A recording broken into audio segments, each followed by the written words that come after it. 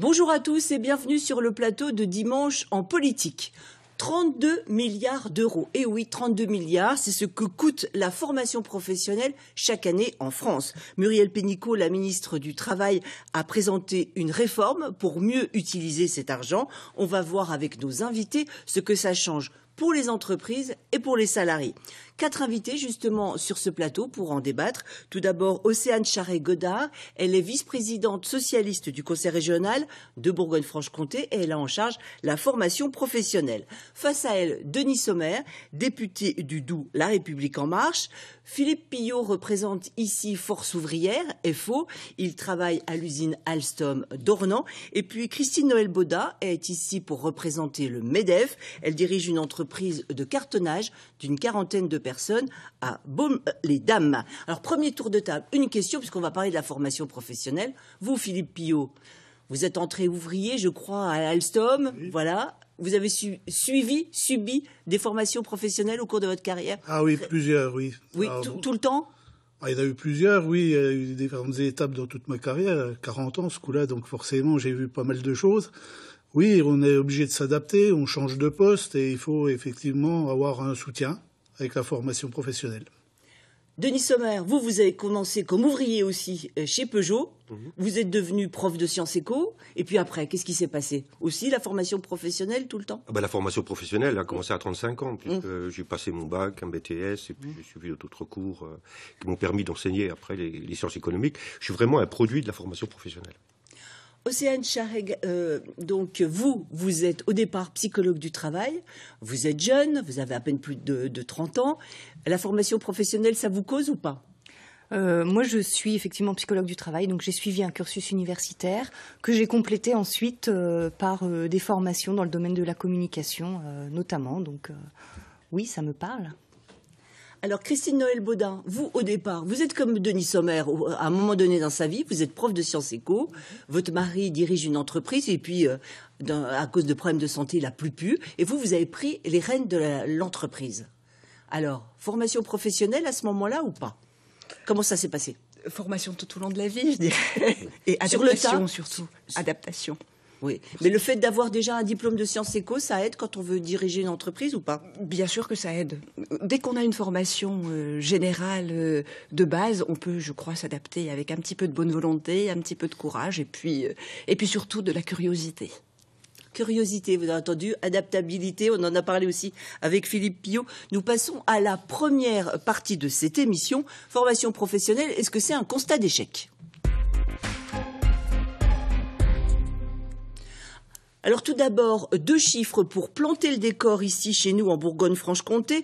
On compte 21 NOPCA. Alors on va pas trop vous abreuver avec des sigles parce que alors là en formation professionnelle c'est épouvantable. Mais un NOPCA c'est un organisme paritaire collecteur agréé. C'est eux qui sont chargés en fait de collecter l'argent. Et puis on compte toujours dans notre grande région 1330 organismes de formation. Voilà donc 21 NOPCA et puis 1430 organismes de formation. Alors ce système de formation, ça marche ou ça marche pas?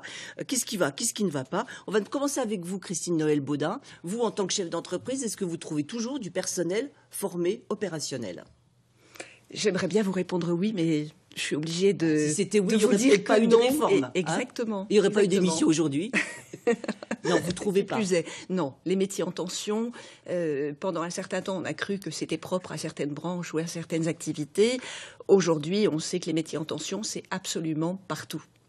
Alors, Océane, donc, Charret-Godard, la région est responsable de la formation professionnelle. Est-ce que le fait de vouloir faire une réforme, ça veut dire que ces collectivités-là ne font pas bien leur travail? Moi, je voudrais déjà, permettez-moi déjà dézoomer un petit peu. Et 3 choses. Déjà, partager avec vous quelques constats, des objectifs et puis l'action. On va pas non, parce qu'on va essayer quand même de parler tous ensemble. Donc là, oui, vous n'allez pas. Mais très moi, je voudrais savoir, vous faites votre job ou vous faites pas votre job? Très rapidement, c'est important de le dire parce que la région fait son job, comme vous dites, auprès des demandeurs d'emploi, puisque c'est au cœur de l'action politique menée par la région à travers un service public régional de la formation pour les femmes et les hommes éloignés de l'emploi, pas ou peu qualifiés. D'ailleurs, vous m'avez donné un chiffre en 2016, parce que vous n'avez encore pas les chiffres de 2017. Si je ne me trompe pas, ces 32 000 personnes ont été formées grâce au conseil régional. Oui, et même je peux vous donner là aujourd'hui les chiffres. Depuis le début du mandat, ce sont 60 000 personnes qui ont pu être formées et bénéficier d'une formation grâce en tout cas au conseil régional, effectivement. Alors quand on a une région comme la Bourgogne-Franche-Comté avec 216 000 chômeurs, c'est peu ou c'est pas beaucoup? C'est toujours trop. Non, c'est pas ça, mais le nombre de personnes formées par rapport au nombre de chômeurs. Est-ce que vous aimeriez en former davantage?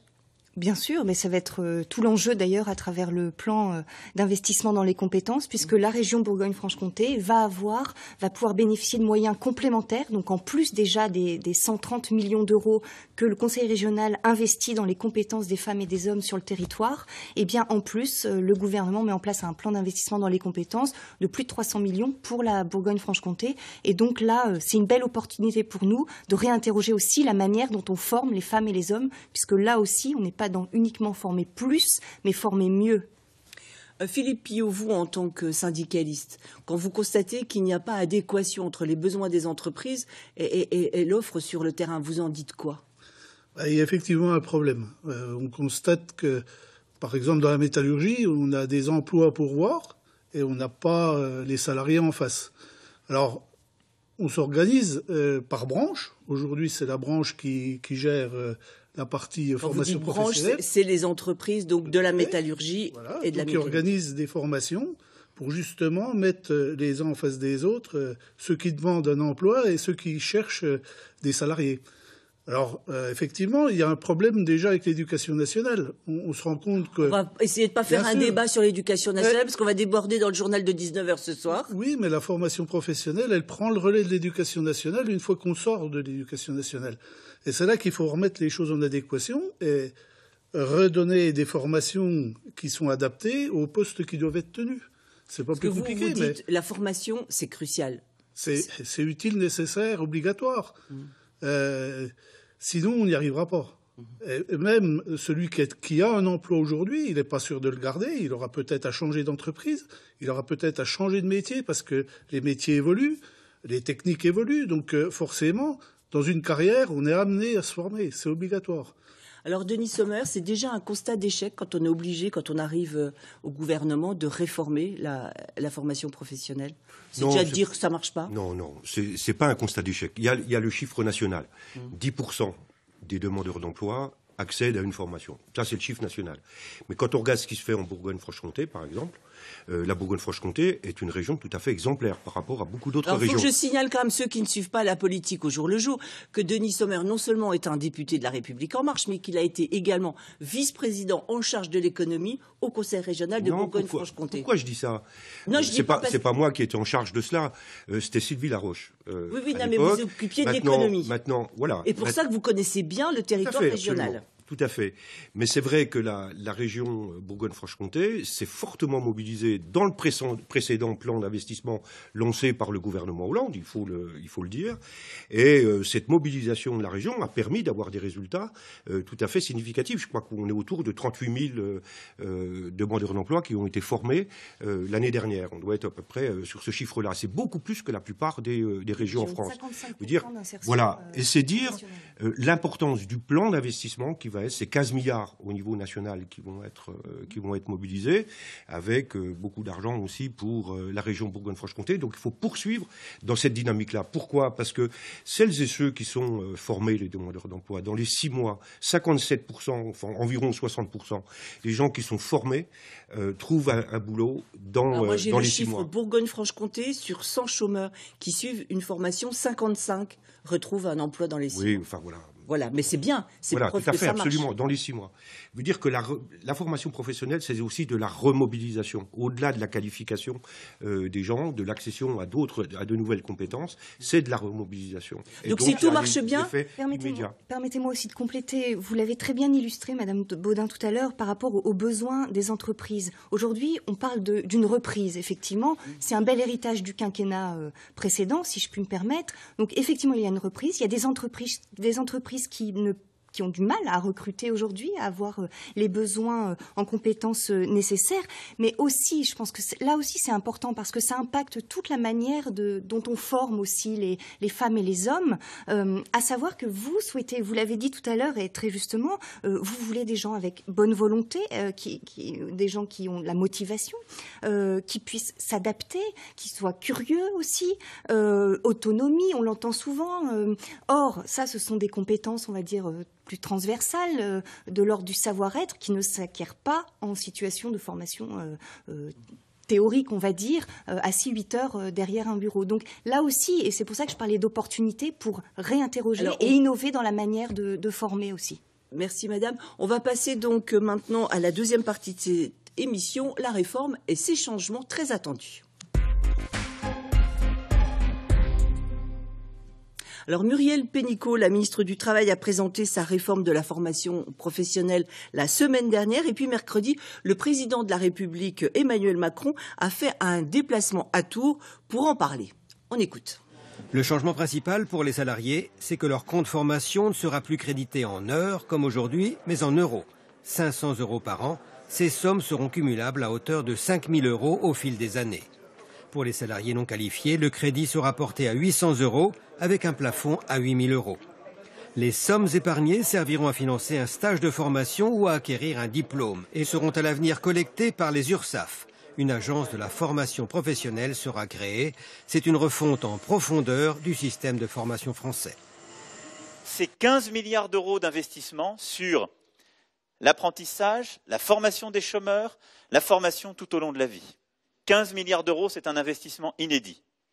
Il passera par les partenaires que sont les régions, par Pôle emploi, par l'ensemble des acteurs qui seront labellisés par le gouvernement parce qu'on veut derrière qu'il y ait des formations suffisamment longues pour qu'elles permettent d'accéder à des vrais métiers et pas des formations cache-sexe où en quelque sorte on forme des gens déjà bien formés pour dire qu'on a formé quelqu'un et où derrière on évalue la qualité de la formation et ses débouchés. Alors, Madame Baudin, vous en pensez quoi de cette réforme?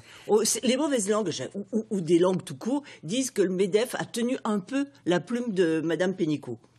Oh, je ne pense pas qu'elle avait besoin du MEDEF pour tenir sa plume. C'est pas vrai, mais globalement, on peut dire que le MEDEF est plutôt satisfait que les besoins des entreprises soient davantage pris en compte et que l'apprentissage aussi, qui est un dossier qu'on soutient depuis très très longtemps. Depuis très longtemps, on nous dit que nos pays voisins, comme les Suisses ou les Allemands par exemple, utilisent l'apprentissage pour avoir de meilleurs résultats. Donc je crois que là, on vient de faire un petit peu la synthèse de cette réforme. Alors pourquoi synthèse? Parce que on parle évidemment, vous l'avez rappelé à Madame Godard, de ce plan d'investissement d'avenir, mais il faut aussi mettre un petit peu en regard à quoi va servir ce plan d'investissement d'avenir. C'est pas pour rien que on va transférer entre guillemets aux URSSAF le soin de collecter ces fonds. C'est bien évidemment parce que Pôle emploi a besoin de s'occuper du million de chômeurs qui est concerné en tout cas en projet sur ce plan, et puis également tous les jeunes éloignés de l'emploi qui eux aussi sont concernés massivement.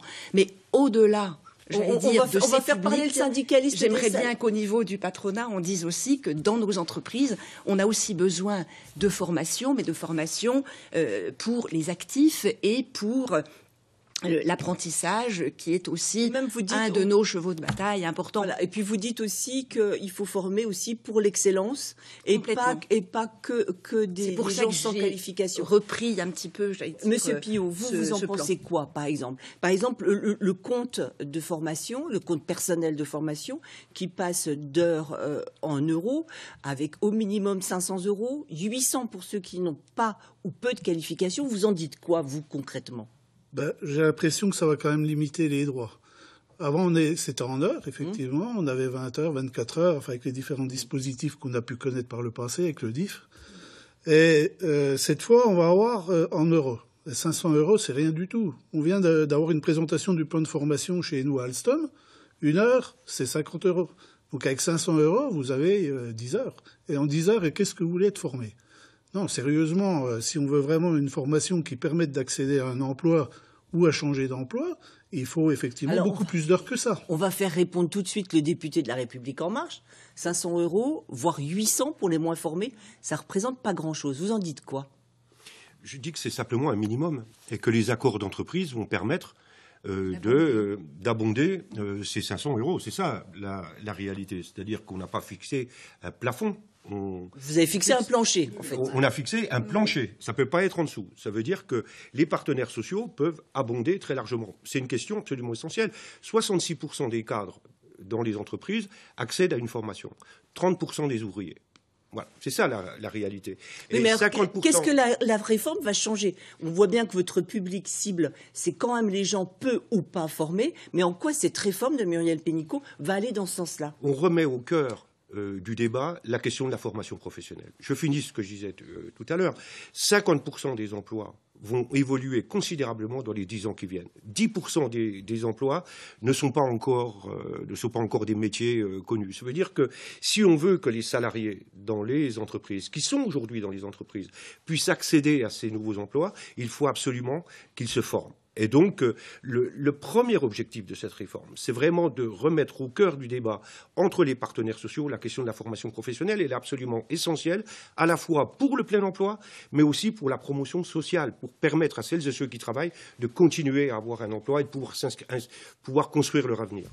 Oui, Madame Charest-Godard. 2 points de vigilance par rapport à cette réforme. Le premier, c'est ce qu'on pressent, c'est quand même une forme de recentralisation. C'est-à-dire qu'aujourd'hui, effectivement, il y a des annonces. Philosophiquement, on peut partager. On voit des choses qui vont de l'ordre de la simplification, effectivement, dans cet univers de la formation professionnelle complexe. Qui est même carrément taxé d'usine à gaz par beaucoup. Oui. Ça, c'est votre premier point. Et le deuxième. Je finis juste sur ce premier point, parce qu'effectivement, par rapport aux réformes, aujourd'hui, on n'a pas la déclinaison sur les territoires. Première chose. Donc, point de vigilance. Deuxième chose, sur le CPF. Compte personnel de formation. Compte personnel de formation. Vigilance aussi pour que les individus, les personnes les plus qualifiées, les plus à même d'utiliser leur compte personnel de formation, l'outil, puisque ce sera à travers une application. Ce sera on parle du TripAdvisor de la formation. Ce sera dématérialisé, comme on dit.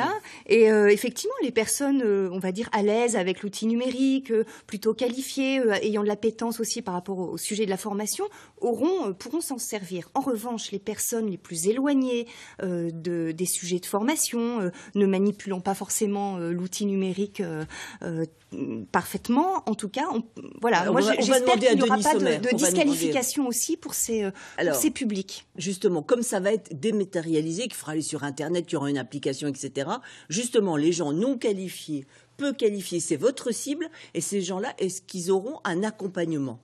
Enfin, les gens peu qualifiés, ils n'ont pas un téléphone. Non, mais ça va être la jungle quand même. Mais non, ça ne sera pas la jungle. Dès qu'il y a quelque chose de nouveau, tout le monde s'affole. En réalité, le numérique, c'est aujourd'hui notre quotidien.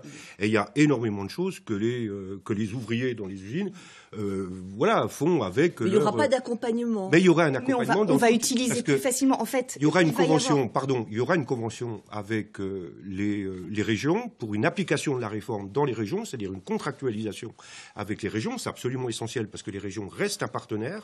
Et il y aura un appel d'offres pour qu'il y ait un opérateur dans chacune des régions qui puisse recevoir les appels, renseigner celles et ceux. On aura notre petit niveau régional pour pouvoir s'y retrouver. Il y aura un interlocuteur régional. Justement, tout à l'heure, donc Madame Baudin disait former à l'intérieur des entreprises et que on ait des niveaux d'excellence. Vous, à la région, vous visez surtout donc les publics qui sont en difficulté, qui n'ont pas ou peu de qualifications. Peu de qualifications, c'est un CAP. Est-ce que là, vous n'êtes pas en opposition? On voit bien, vous le disiez tout à l'heure, les 32 milliards investis effectivement dans le domaine de la formation, ce sont des sommes considérables. On le voit bien aujourd'hui, la formation bénéficie aux plus qualifiés. Or, on sait que moins les gens sont qualifiés, plus ils vont vers du chômage. Vous êtes d'accord avec le médiateur et aujourd'hui, pour que tout le monde en bénéficie et pas que un public défavorisé. Aujourd'hui, au Conseil régional, effectivement, notre action, elle vise les publics pas ou peu qualifiés, éloignés de l'emploi. Donc, pas de public oublié et pas de territoire oublié. Parce que la question des territoires, elle est éminemment importante. Aujourd'hui, on parle de formation, on parle d'entreprises qui ont des besoins sur les territoires, avec des femmes et des hommes qui recherchent plutôt en proximité un emploi ou une formation. Donc la notion des territoires, elle est capitale. Marie-Guide Dufay, la présidente de région, a mis en place d'ailleurs des rencontres territoriales, économie, emploi, formation, pour pouvoir toucher tous les territoires. Et enfin, donc pas de public oublié, pas de territoire oublié, pas de secteur structurant pour la région oubliée aussi, et donc une formation adaptée aussi aux différents secteurs structurants, l'agriculture, le tourisme, le numérique. La Franche-Comté est une région qui est riche de ces petites et moyennes entreprises, un peu partout sur le territoire. Donc je pense que quand on vous parle de territoire, ça résonne. Bien évidemment. Et puis la réforme territoriale avec la loi NOTRe a de toute façon remis en lumière tous les territoires de façon à ce que personne ne soit laissé pour compte, bien au contraire. Il me semble qu'on est en train de faire un faux débat. Ce qui est important en France, c'est que les entreprises trouvent toutes, quel que soit effectivement leur lieu géographique, mais aussi quels que soient leurs besoins, que ce soit effectivement des ouvriers, par exemple. N'oubliez pas que à l'horizon 2020, c'est-à-dire dans 2 ans, il y aura un tiers des actifs qui, dans notre région Franche-Comté, vont partir en retraite. Ceci sur cette dernière décennie. Donc, je crois qu'il y avait en 2010 à peu près 1 200 000 actifs. Il y en aura plus de 300 000 qui seront partis en retraite sur cette décennie à horizon 2 ans maintenant.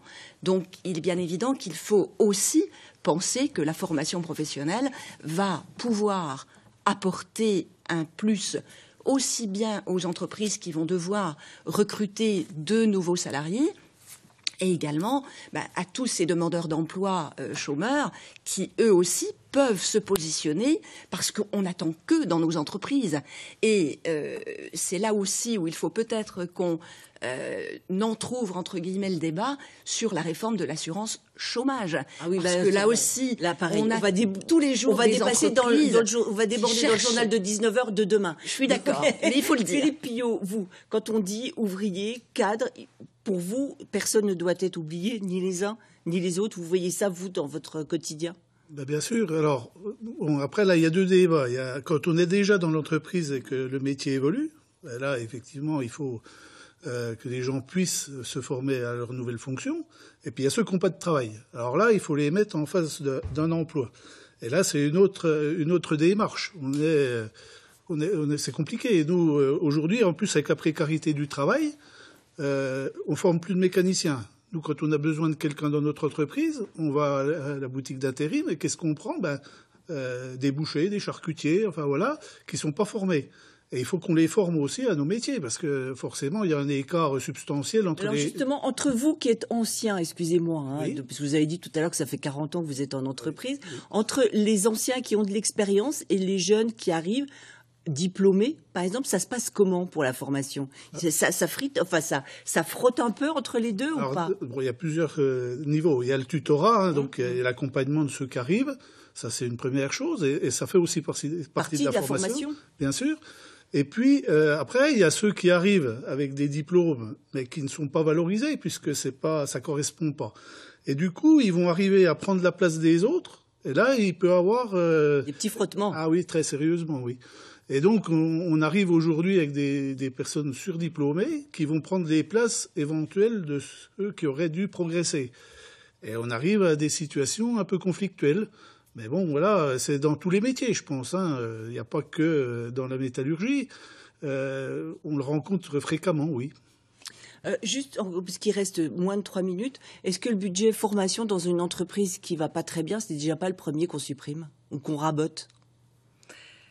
Oh, je ne crois pas. Au contraire, regardez, pendant la crise de 2008, il y a eu énormément d'entreprises qui justement étaient en difficulté et qui en ont profité pour faire de la formation et pour pouvoir conserver et upgrader, si je puis dire, le niveau de leurs salariés. C'était de façon former, à ce que le quand slogan, l'entreprise c'était former plutôt que chômer. irait mieux, ils aient au contraire l'opportunité d'avoir de meilleures compétences en interne. Donc je pense que non, là il n'y a pas du tout de déphasage. Bien attendez, il y a Monsieur Pillot qui voulait intervenir. À l'inverse, quand on est en suractivité, on forme plus personne. Et oui, on n'a plus parce qu'on n'a plus le temps. Tout à fait. Alors c'est le moment où on respire un petit peu. Alors ça s'organise. On va peut-être pas souhaiter une crise quand même pour avoir le temps de se former. Non, mais bon. D'ajouter, Très parce que rapidement, quand on madame. parle de salariés, de demandeurs d'emploi, je pense que le marché du travail aujourd'hui, il est fragmenté. On parle de reprise, on s'aperçoit qu'il y a quand même aujourd'hui, parmi les offres qui apparaissent, ce sont moins de 10% de CDI. Donc ça veut dire qu'on est essentiellement sur des CDD, des contrats d'intérim. Et voilà, c'est le marché du travail aujourd'hui et d'ailleurs depuis plusieurs années maintenant. Donc la question, c'est comment est-ce qu'on accompagne, comment on sécurise les parcours effectivement des salariés, et donc ça réinterroge effectivement la notion de formation vis-à-vis des métiers. On forme plus à des compétences qu'à des métiers. Monsieur Pillot, voulez-vous répondre? Oui, parce qu'on parle toujours de coûts, mais c'est un investissement, la formation. Ah bien sûr, on c'est investit des dans les compétences, compétences. tout à fait. Exactement. Après, il faut essayer de les garder, parce que c'est pas le tout de dépenser. Alors, il reste 1 minute, on va finir avec le député de La République En Marche, si ça vous dérange pas. Madame Baudin y a fait allusion tout à l'heure. J'ai l'impression que cette histoire de l'emploi marche, sans jeu de mots, sur 3 pieds. La formation professionnelle, dont on vient de parler, l'apprentissage, dont Madame Baudin a parlé, et puis également la réforme de l'assurance chômage. Vous avez l'impression que là, vous êtes en train de donner un grand coup de balai? Ce qui est sûr, c'est que on est confronté à des enjeux qui sont tout à fait considérables. Et la question du plein emploi est l'objectif de la majorité. Je ne veux pas faire injure aux autres. C'était aussi, pour l'ancienne majorité, un objectif essentiel. Et on sait que les dispositifs que nous avons en place ne sont pas satisfaisants. Et donc, il y a besoin de réformer. Mais je voudrais juste rajouter un petit point. Moi, je crois beaucoup au campus de formation tout au long de la vie, c'est-à-dire qui s'appuie notamment sur les lycées professionnels. On a parlé de proximité tout à l'heure, parce que les lycées professionnels, s'ils accueillent à la fois de la formation initiale, des apprentis, des personnes en reconversion professionnelle, des demandeurs d'emploi, eh bien, on va pouvoir aussi maintenir des formations qu'on a Ce sera le mot de la maintenant. fin. Merci. Merci beaucoup. Merci mesdames, merci messieurs. Merci de votre attention et puis bon dimanche à tous. Au revoir.